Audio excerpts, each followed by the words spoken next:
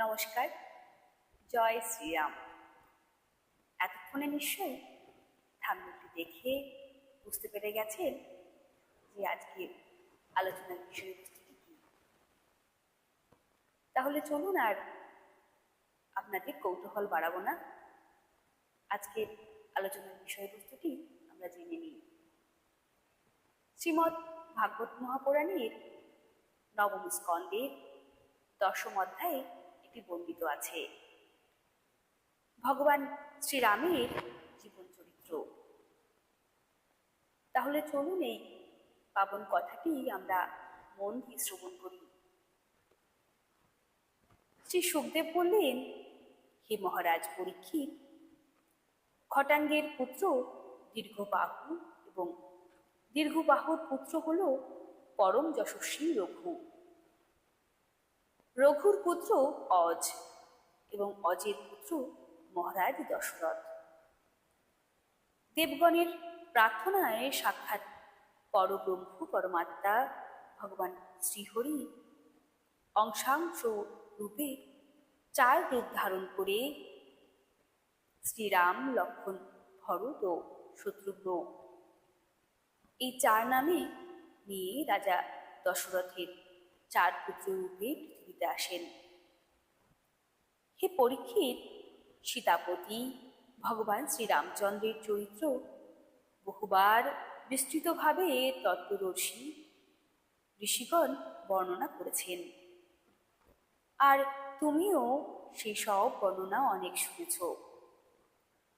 ভগবান শ্রীরামচন্দ্র তার পিতা দশরথের সত্য রক্ষার জন্য রাজ্য পরিত্যাগ করে বনবাস স্বীকার করে নিয়েছিলেন। তার চরণ কমল এতই সুকোমল ছিল যে পরম সুকুমারী জানকী দেবীর করকমল স্পর্শেও সেই চরণে ব্যথা লাগত। সেই সুকোমল চরণ যুগল দিয়ে যখন তিনি বন থেকে বনান্তরে ভ্রমণ করে শ্রান্ত হয়ে যেতেন, তখন অনুজ লক্ষণ ও সেবক হনুমান সেই পদসেবা করে তার ক্লান্তি দূর করতেন। সুর্পনাখার নাক কান কেটে তাকে কুরুপা করে দেওয়ার ফলে নিজের প্রিয়তমা সীতার বিরহ তাকে সহ্য করতে হয়েছিল, এবং এই বিয়োগ ব্যথায় আপ্লুত হয়ে ক্রোধবশে তার ভ্রুকুটি মাত্রেই সমুদ্র ভীত সন্তুষ্ট হয়েছিলেন। তারপর তিনি সমুদ্রের ওপর সেতু বন্ধন করে এবং লঙ্কায় গিয়ে দুর্বুদ্ধ রাবণাদি রূপ রাক্ষসদের কাছে বনের দহনকারী অনল রূপ দাবাগ্নির মতো তাদের দগ্ধ করেন। সেই কোশলরাজ রামচন্দ্র আমাদের রক্ষা করুন। ভগবান শ্রীরামচন্দ্র বিশ্বামিত্রের যজ্ঞে লক্ষণের সাক্ষাতেই তার সাহায্যের অপেক্ষা না করেই মরিচাদি রাক্ষসদের বধ করেছিলেন। এই সব রাক্ষসগণ খ্যাতনামা দলপতি ছিল। হে মহারাজ, জনকপুরে সীতার স্বয়ংবর সভায় পৃথিবীর শ্রেষ্ঠ বীরগণের উপস্থিতিতে ভগবান শ্রীরামচন্দ্র শঙ্করের সেই ভীষণ হরধনু, যা নাকি 300 বাহক মিলে সভাস্থলে এনেছিল, অনায়াসে হাতে তুলে নিয়ে তাকে গুণ দিয়ে গজ শিশুর মতো হেলায় এমন টঙ্কার দিলেন যে ধনুক 2 টুকরো হয়ে গেল। ভগবানের বক্ষলগ্না সম্মানিতা লক্ষ্মী দেবী সীতা নাম নিয়ে জনকপুরে অবতীর্ণা হলেন।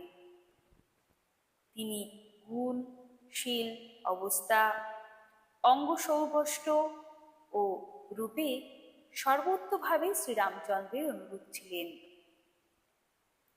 হরধনু ভঙ্গ করে ভগবান সেই সীতাকে নিয়ে যখন অযোধ্যায় ফিরে যাচ্ছিলেন, তখন পথিমধ্যে পরশুরামের সাথে তার দেখা হয়।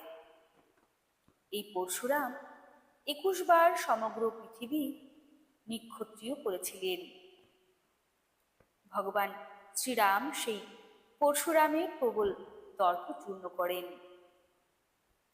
তারপর পিতার প্রতিজ্ঞা রক্ষা করার জন্য তিনি বনবাস স্বীকার করেন। রাজা দশরথ যদিও স্ত্রৈণতাবশত নিজের পত্নীর কাছে ওই রকম প্রতিজ্ঞা করেছিলেন, তবুও তিনি সত্যবন্ধনে আবদ্ধ হয়ে পড়েছিলেন। তাই শ্রীরাম পিতার সেই সত্য পালন করে পিতৃ আজ্ঞা শিরোধার্য করেন। তিনি প্রাণপ্রিয় রাজ্য, সম্পদ, আত্মীয়, বন্ধু ও রাজভবন সহজভাবে পরিত্যাগ করে স্ত্রীকে নিয়ে বনে গমন করেন।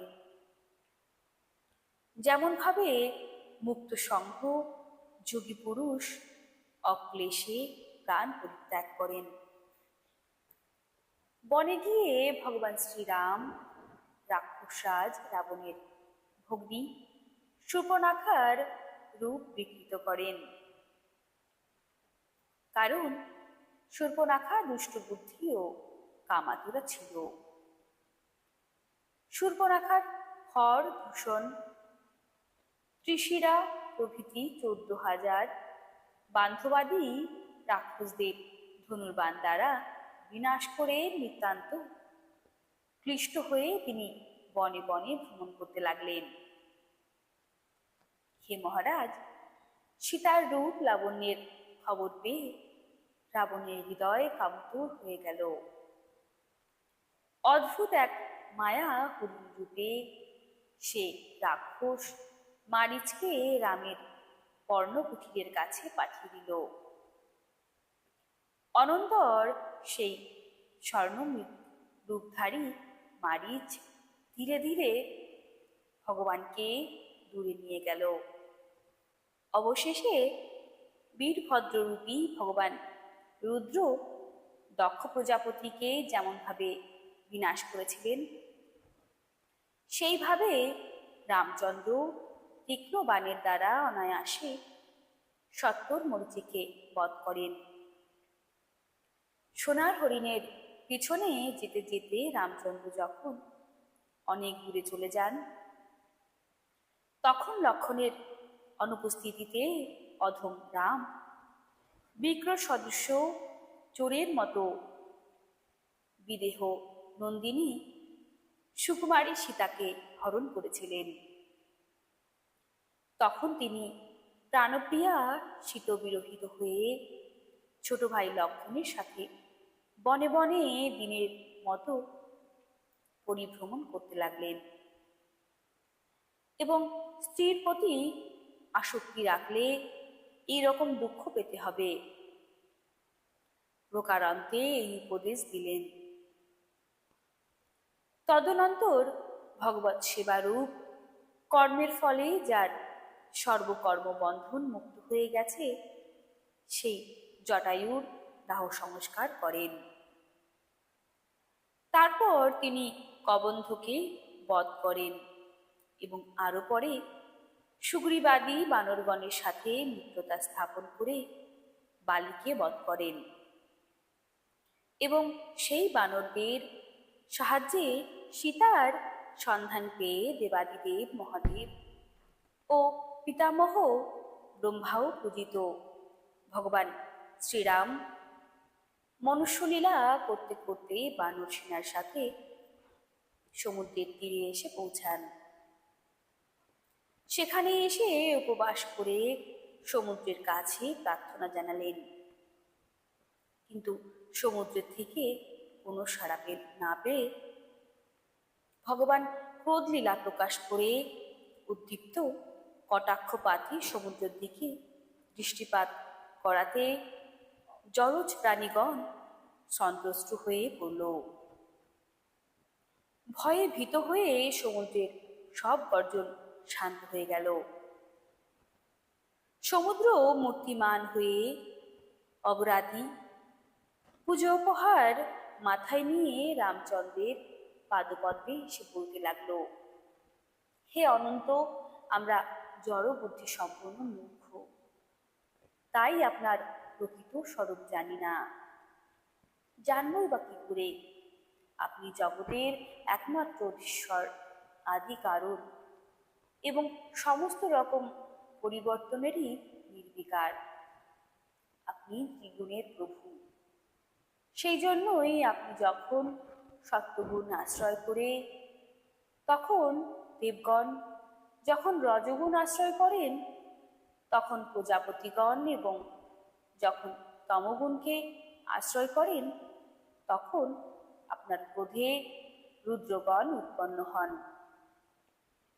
হে বীর শিরোমণি, আপনি আপনার ইচ্ছা মতো আমার উপর দিয়ে পার হয়ে যান এবং ত্রিভুবনের ক্লেশদায়ক বিশ্বভার পুত্র রাবণকে বধ করে আপনার পত্নীকে পুনর্বার লাভ করুন। কিন্তু আমার একটি প্রার্থনা আছে, আপনি এখানে আমার উপরে একটা সেতু তৈরি করে দিন, তাতে আপনার কীর্তি চিরস্থায়ী হবে। সেই সেতু দর্শন করে দিগ্বিজয়ী নৃপতিগণ আপনার কীর্তিগান করবে। ভগবান শ্রীরাম বিবিধ পর্বত শৃঙ্গ দ্বারা সমুদ্রের উপর সেতু বন্ধন করলেন।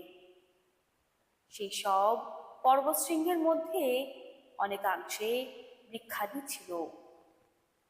বানরেরা যখন সেই সব গিরিশৃঙ্গ বৃক্ষাদি সমেত উপড়ে আনছিলেন, তখন সেই সব বৃক্ষের শাখাসমূহ ও গিরিশৃঙ্গ বানরদের হাতের ঝটকায় থরথর ভাবে কাঁপছিল। তারপর বিভীষণের পরামর্শে ভগবান শ্রীরাম সুগ্রীব, নীল, হনুমান প্রমুখ বীরের সাথে বানর সেনা নিয়ে লঙ্কায় প্রবেশ করেন। সেই লঙ্কা সীতার খোঁজ নেওয়ার সময় হনুমান আগেই দগ্ধ করেছিলেন। বানর সেনাগণ লঙ্কার খেলার মাঠ, শস্য গুদাম, রাজকোষ, ঘর দরজা, পুরোদ্বার, সভা ভবন, পল্লভী, অট্টালিকার সম্মুখভাবে নির্মিত আচ্ছাদনী এবং কপট পালিকা প্রভৃতি অবরোধ করল। বেদি, ধ্বজা, স্বর্ণকলস তথা চৌরাস্তা সব ভেঙে চুরমার করে দিল। লঙ্কাকে তখন এমন দেখাচ্ছিল যেন হাতির দলের দ্বারা কোনো নদীর জল আলোড়িত হচ্ছে। লঙ্কাপুরীর এই বিধ্বস্ত অবস্থা দেখে রাক্ষস রাবণ নিকুম্ভ, কুম্ভ, ধূম্রাক্ষ, দুর্মুখ, দুরান্তক, নরান্তক, প্রহস্ত, অতিকায়, বিকম্পন প্রভৃতি নিজের বাঘা বাঘা অনুচরদের এবং পরে পুত্র মেঘনাদ ও অবশেষে নিজের ভাই কর্ণকে পর্যন্ত যুদ্ধে পাঠালো। রাক্ষসদের এই বিশাল সেনা তরোয়াল, ত্রিশূল, ধনুক, প্রাস, বৃষ্টি, শক্তি, বাণ, প্রমোদ, খড়গ প্রভৃতি অস্ত্রশস্ত্রে সুরক্ষিত ও দুর্বৃত্ত ছিল। ভগবান রাম, সুগ্রীব, লক্ষ্মণ, হনুমান, গন্ধমাদন, নীল, অঙ্গদ, জাম্বুমান ও বনসাদী সেনাপতিদের সাথে নিয়ে রাক্ষস সেনার সম্মুখীন হলেন। রঘুবংশ শিরোমণি ভগবান শ্রীরামের অঙ্গদ প্রভৃতি সেনাপতিগণ রাক্ষসদের চতুরঙ্গিনী, হাতি, রথ, ঘোড়া ও পদাতি বাহিনীকে দ্বন্দ্বযুদ্ধে আক্রমণ করে বৃক্ষ, গিরিশৃঙ্গ, গদা ও বানাঘাতে ধ্বংস করতে লাগল। রাক্ষসদের এই নিধন হবে বা না কেন? কারণ ওরা সেই রাবণের অনুচর ছিল, যার শুভ সম্পাদন সীতার অভিমর্শনে পূর্বেই বিনষ্ট হয়ে গিয়েছিল। অনন্তর নিজ সৈন্যের এই বিপুল বিনাশ লক্ষ্য করে রাক্ষসরাজ রাবণ পুষ্পক বিমানে চড়ে শ্রীরামের সম্মুখীন হলেন। শ্রীরামচন্দ্র তখন দেবরাজ ইন্দ্রের সারথী মাতুলির সাথে পাঠানো দীপ্তিশালী স্বর্গীয় রথের উপর বিরাজমান ছিলেন। রাবণ তার উপর তীক্ষ্ণ বার প্রহার করতে লাগল। ভগবান শ্রীরাম রাবণকে বললেন, ওরে দুষ্ট রাক্ষস বিষ্টাতুল্য রাবণ, কুকুর যেমন গৃহস্থের অবর্তমানে তার বাড়ি থেকে খাদ্য সামগ্রী চুরি করে নিয়ে যায়, তুইও সেই রকম আমার অনুপস্থিতিতে আমার পত্নীকে অপহরণ করেছিস। তোর মতো নির্লজ্জ ও গর্হিত কর্মকারী আর কে আছে? সুতরাং যম যেমন অধর্মচারণকারী প্রতিফল প্রদান করেন, সেই রকম অলগ্ন বীর্য আমি আজ তোর যুগস্মৃত কর্মের ফল দিচ্ছি। শ্রীরামচন্দ্র এইভাবে রাবণকে তিরস্কার করতে করতে তার ধনুকে যে বাণ সংযোজিত ছিল সেই বাণ নিক্ষেপ করলেন। সেই বজ্রতুল্য বাণ রাবণের হৃদয় বিদীর্ণ করে দিল। 10 মুখ দিয়ে রক্ত বমি করতে করতে সে বিমানের উপর পড়ে গেল। পুণ্যক্ষয় হলে অন্য লোক থেকে ধার্মিক ব্যক্তি যেমন ভাবে নিচে পড়ে যায়, সেই রকম আর কি। রাক্ষসীরা তখন হাহাকার করে উঠল।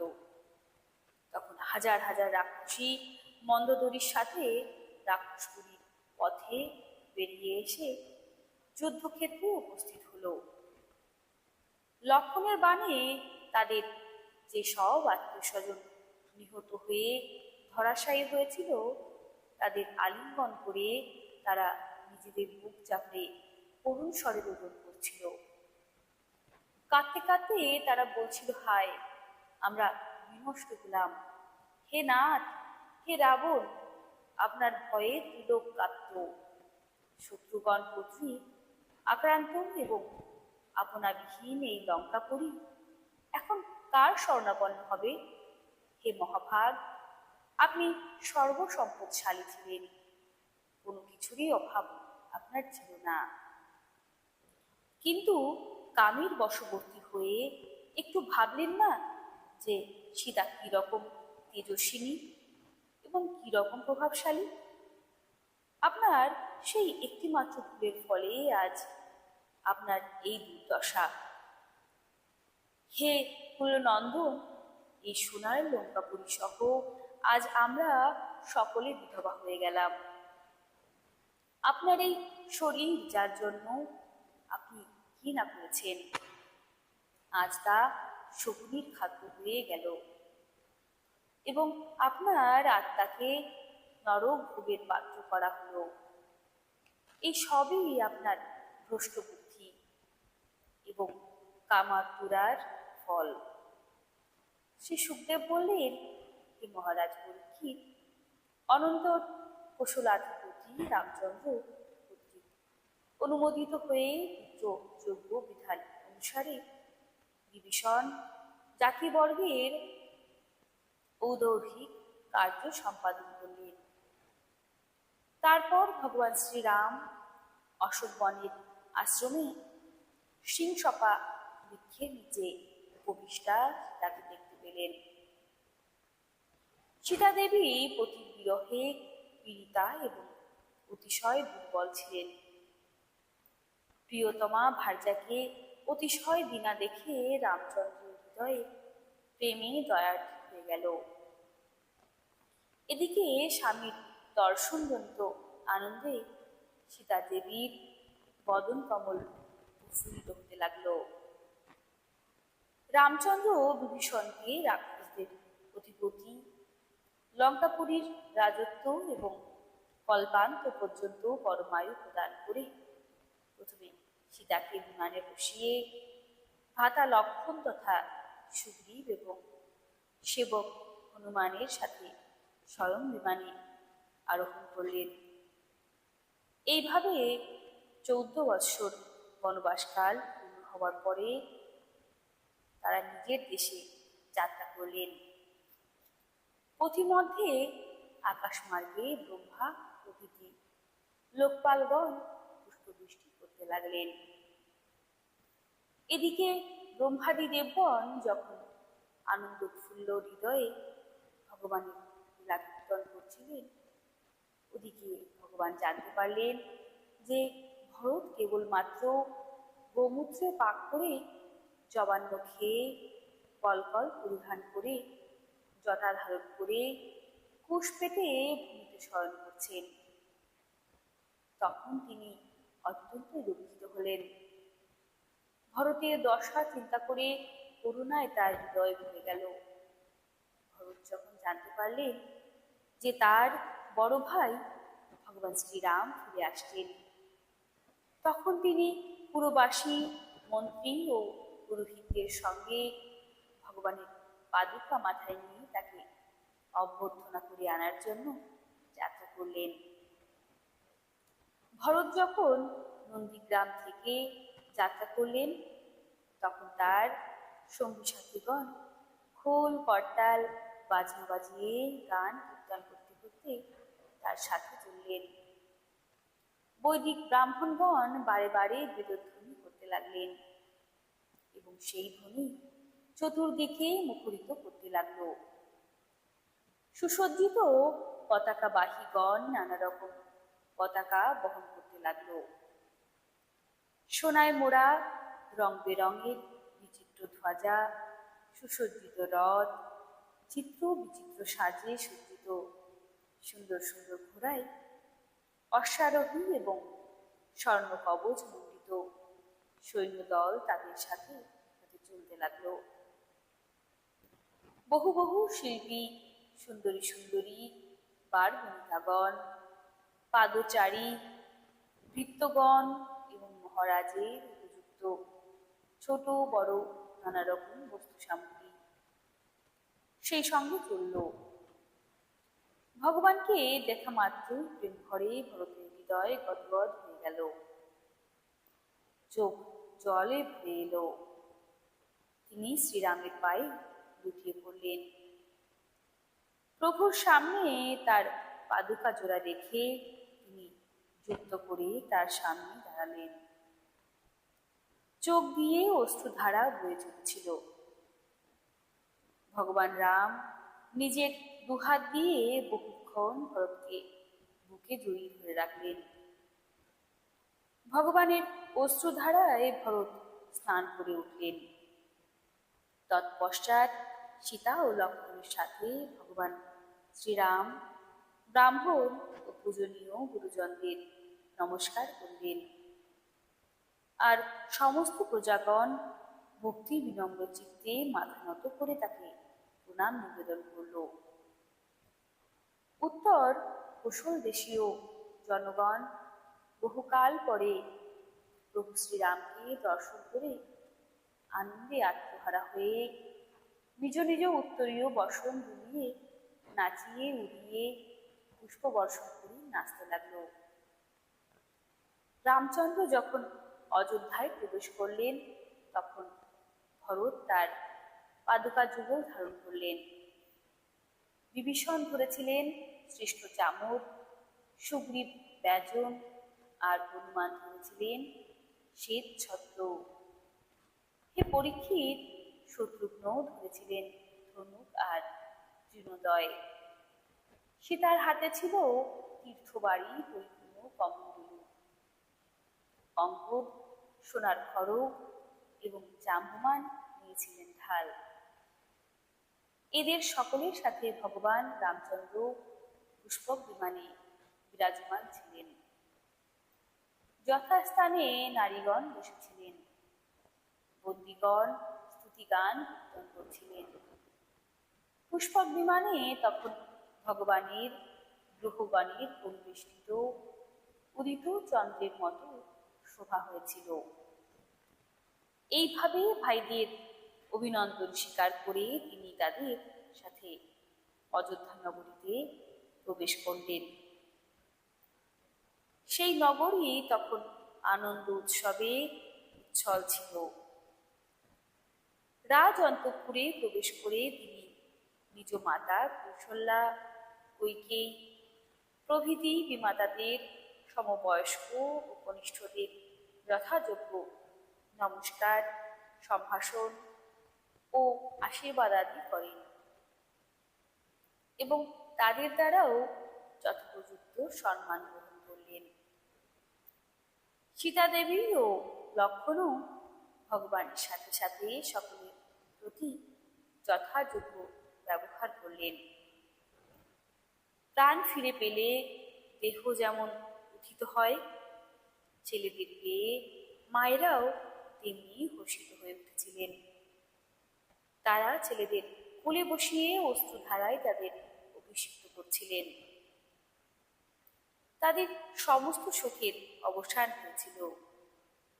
এরপর গুরু বশিষ্ঠদের কুল বৃদ্ধগণের সাথে একত্র হয়ে বিধি অনুসারে রামচন্দ্রের জটামোচন করিয়ে চতুর্সমুদ্রের জল ও অন্যান্য দ্রব্যের দ্বারা বৃহস্পতি যেমন ইন্দ্রের অভিষেক করেছিলেন তার অভিষেক করলেন।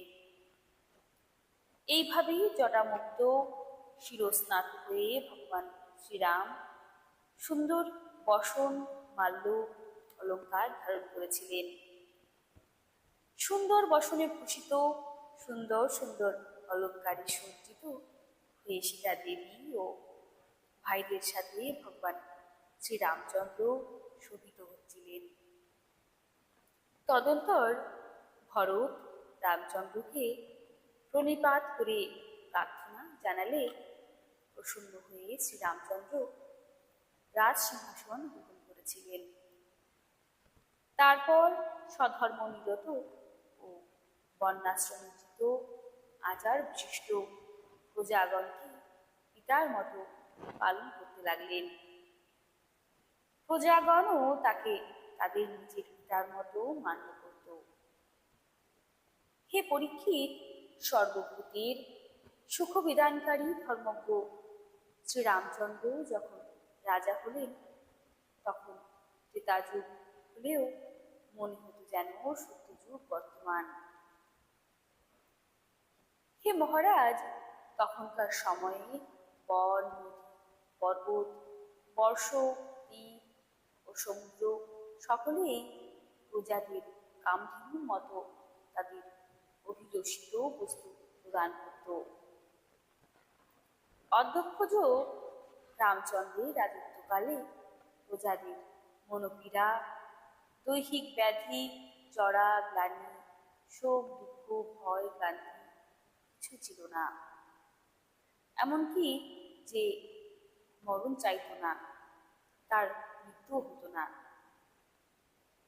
ভগবান শ্রীরাম এক পত্নী গ্রহণ ব্রত অবলম্বন করেছিলেন। রাজর্ষির মতো তার চরিত্র ছিল পবিত্র। জনগণকে গৃহস্থ ধর্ম শেখানোর জন্য তিনি স্বয়ং সেই ধর্ম আচরণ করেছিলেন।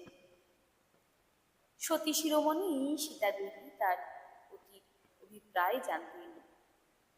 তিনি প্রেম, সেবা, আনুগত্য, বিনয়, বুদ্ধি ও লজ্জা ইত্যাদি গুণের দ্বারা নিজ পতি শ্রীরামচন্দ্রের মনোরঞ্জন করেছিলেন।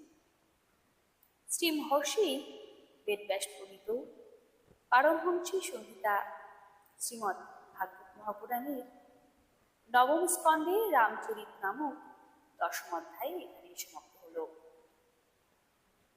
কেমন লাগলো শ্রীরামের জীবনচরিত কথা?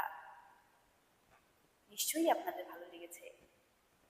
আর যদি ভালো লেগে থাকে অবশ্যই ভিডিওটিকে শেয়ার করবেন, যাতে এই পাবন কথা সকলের হৃদয়কে ছুঁয়ে যেতে পারে এবং মন খুলে যাতে আমরা সবাই সকলে মিলে বলতে পারি জয় শ্রীরাম।